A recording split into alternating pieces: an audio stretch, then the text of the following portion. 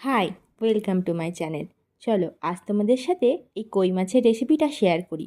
বিয়ের আগে কখনো সেভাবে রান্নাবান্না করিনি, কিন্তু এখন একটু একটু করে করতে করতে প্রায় অনেকটাই শিখে গিয়েছি।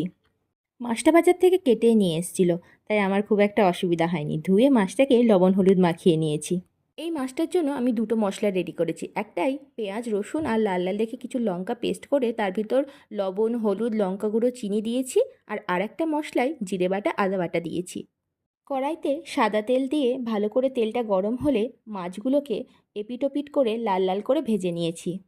কথাই আছে কই মাছের জান। আগেকার মা ঠাকুমারা বলতো গরম তেলে কই মাছকে দেওয়ার আগেও নাকি কই মাছ সব দেখতে পায়। তোমরা কে কে এই কথাটা শুনেছ?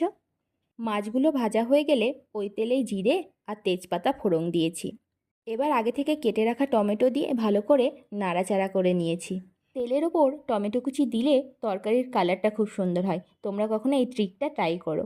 এবার আগে থেকে তৈরি করে রাখা মশলাটা তেলের ওপর দিয়ে ভালো করে নাড়াচাড়া করে নিয়েছি। বাটিতে খানিকটা মশলা লেগেছিল, তাতে সামান্য জল দিয়ে ভালো করে নাড়িয়ে সেই মশলাটার ভেতর জলটা দিয়ে দিয়েছি। পেঁয়াজ রসুনটা ভালো করে কষানো হয়ে গেলে জিরে আদা বাটাটা দিয়েছি। এবার দুটো মশলাই ভালো করে আরেকবার কষিয়ে নিয়েছি। মশলা থেকে তেল ছেড়ে দিলে বুঝতে পারবা মশলাটা ভালো করে কষানো হয়ে গেছে। তখন পরিমাণ মতো জল দিয়ে ঝোলটা ফুটে উঠলেই মাছগুলো দিয়ে দিতে হবে। মাছসহ ঝোলটা ফুটে উঠলেই সামান্য গরম মশলা দিয়ে নামালেই তৈরি তেলকই। তোমাদের যদি আমার এই তেলকইয়ের রেসিপিটা ভালো লেগে থাকে তাহলে একটা লাইক করো, আর আমার চ্যানেলটাকে সাবস্ক্রাইব করে আমার পাশে থেকো। Thank you for watching.